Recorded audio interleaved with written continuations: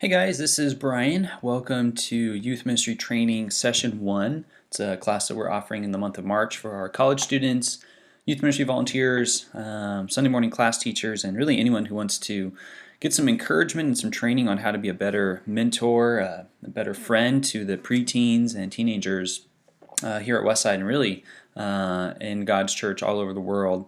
So what to expect from this class? We're going to have videos, articles, book excerpts, research on this idea of ministry to teenagers.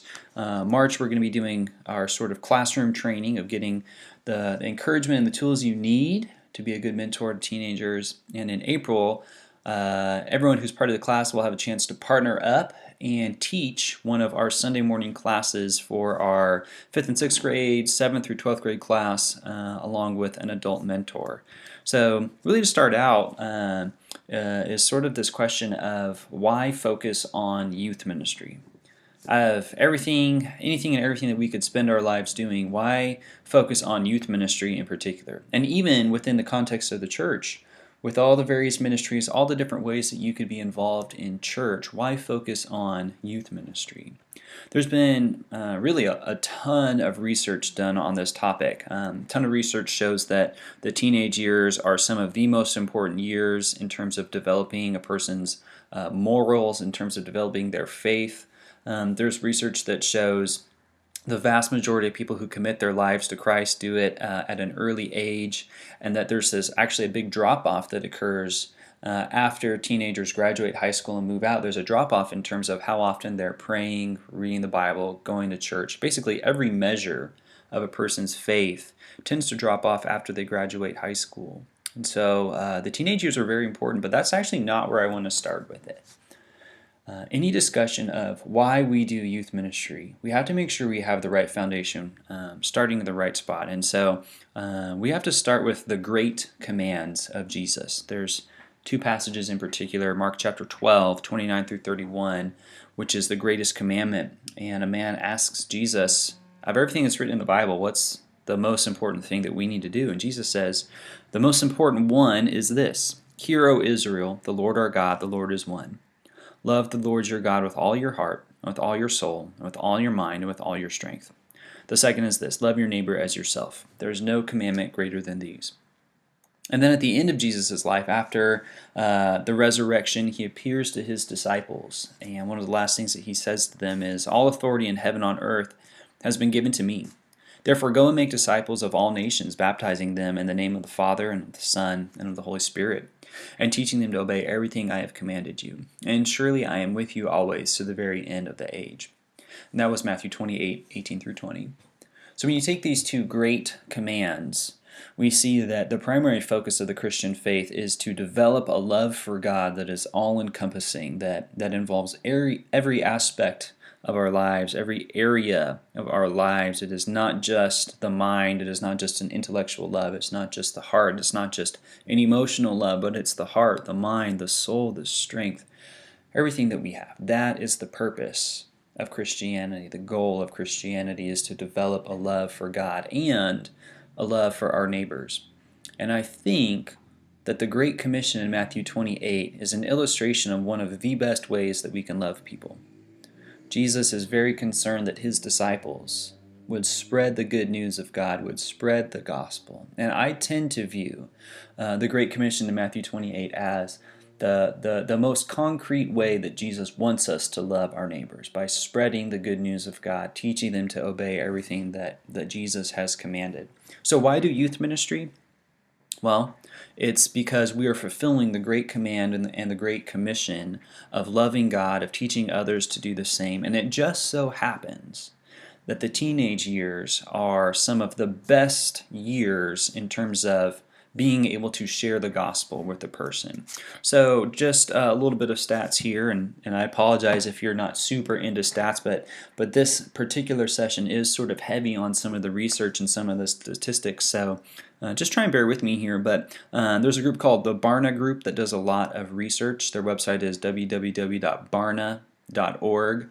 They do a lot of research related to Christianity and the church. They did an article called Evangelism is Most Effective Among Kids, and in their research they found that 43% of people who committed their lives to Christ, 43% of them did it before turning 13 years old. So out of everyone that they interviewed who has committed their life to Christ, 4 out of 10 did so before turning 13. 21% did so between 13 and 18. 13 did so between 18 and 21, and the remaining 21% did so after turning 21. So if you add all of that up, 77% of Christians commit their lives to Jesus before their 21st birthday. So that 0 to 21 range, roughly 3/4 of the people who've committed their lives to Christ do it at a very early age. And I mentioned this earlier, but there's sort of this big drop-off that occurs when teenagers graduate high school. There's a big drop-off that occurs. So there's a group out of the University of Notre Dame that did what's called the National Study of Youth and Religion. And it's a long-term study, and they interviewed teenagers ages 13 through 17 about almost every aspect of their religious lives. So what religion are you? How often do you practice it? How often do you pray? How often do you read the Bible? And not only the how often, but how important is faith to you? How important is it to live by the Bible? Things like that. So they interviewed this group of teenagers, 13 through 17 years old, and they found out what does the religious faith like of American teenagers look like today. And then they interviewed that same group of teenagers, the exact same people as best they could when they were ages 18 through 23, so more of the college range. And what they did was a side-by-side comparison, and they looked at how did the religious lives of this group of teenagers change as they grew up, got older, and went to college. And so there's this huge drop-off that occurs. So for example, just a few more stats here. 59% of the teenagers, of the people 13 through 17 years old, 59% of them went to church weekly or more. That same group of people when they were in college, that percentage drops down to 28% who went to church weekly or more. And the percentage of teenagers who never go to church was 17% when they were ages 13 through 17, and that more than doubled when they were in college, all the way up to 35%. So just one measure of a person's faith. How often do you go to church? A dramatic drop-off in how often these guys are going to church when they graduate and move out. Here's another reason why we should focus on youth ministry. According to the U.S. Census in 2010, what I did was I looked at that census and I looked at the age breakdown of America. So for example, what percentage of Americans are age 18 through 29? What percentage are age 30 through 49? And I kind of graphed that, and next to that graph, I put the age breakdown of the church. Now, if the church was doing a really good job of reaching out to all ages equally, of spreading the gospel among every age group, we would expect that just naturally the age demographics of the church would look nearly identical to the age demographics of the United States as a whole. But that's not the case. What I found instead was using the 2010 U.S. Census and using data from Pew Forum, which does research on American churches in particular, I found that the church, when you compare it to the United States as a whole, the church has way more people in the 50 to 64 range and the 65 plus range than the United States does as a whole. And the opposite is also true. The church has way less 18 through 29-year-olds and 30 through 49-year-olds than America as a whole.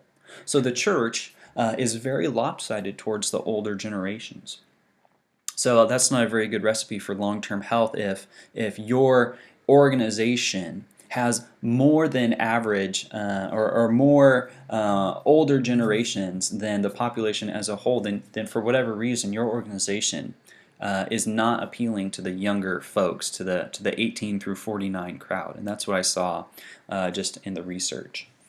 In terms of, I mean, we talked about how often people are going to church, but in terms of the daily practices of living out their faith, there's also this huge drop-off that occurs from ages 13 through 17 to when these high schoolers, these teenagers graduate, go to college, move out. There's a huge drop-off. So, for example, 70% of the teenagers said that faith is important to them when they were ages 13 through 17. That drops down to 57% when they're in college. 52% of them pray by themselves daily or more while they're in high school, but that drops to 42% in college. That's a drop off of minus 10%. 16% of high school students read the Bible daily or more. That drops to 10% when they're in college. 39% go to Bible class weekly or more. That drops to 15% when they're in college. 95% of teenagers believe in God, but that drops to 87% when they go to college. So just in terms of the daily living out of their faith, there's this drop-off that occurs. Here's one more reason why we should focus on teenagers, focus on youth ministry. According to research, again done by Barna, a person's moral foundation is generally in place by age 9. Just their way of approaching the question, what is right versus what is wrong, the framework for understanding good and evil is usually in place by age 9.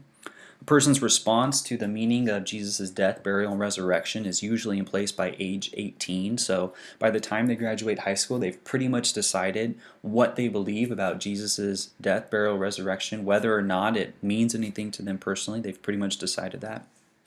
In most cases, a person's spiritual beliefs are permanently formed in the preteen years, so that if a person grows up in a particular faith, in a particular religion, in a particular environment that supports one faith or another, that usually a person's religious beliefs are permanently formed during the preteen years, and it will not change almost regardless of what happens. And when you look at the adult church leaders, people who are involved in ministry, who are very active in their churches, if you go back and interview them about what happened early in their life, almost all of them had serious involvement in church life and training in church life while they were young. So a few more reasons to focus on that. Again, more research from Barna shows that just in 2 years, the percentage of Americans who qualify as post-Christian rose by 7% in just 2 years. And they define that, they've got this list of 15 characteristics, and if 9 out of 15 of them apply to you, they would characterize you as post-Christian. It's things like you don't believe in God, you think that Jesus committed sins, you don't think the Bible is accurate, you don't think faith is important in your life. And they've got this list of 15s that you can see in the slides. And if 9 out of those 15 apply to you, they would consider you post-Christian. And so in 2013, 37% of Americans qualified as post-Christian, and again in their research for 2015 that rose to 44%. So things aren't trending the right way. You know, when you look at the statistics of it, we're really heading in the wrong direction, and the way that that's going to change is in the lives of our teenagers. So when you look at those children and teenagers who do commit their lives to Christ, again, we saw that most of them do it before age 21. 3 out of 4 of them do it before age 21. There's usually a person or an event or a thing that is sort of the catalyst for their decision to commit to Christ. And when you look at kids, children, and I forget where where Barna does the dividing line between children and teens, but it's probably age 12 or 13. So for children, 50% of the children who commit to Christ, their parents are the primary reason why that happened.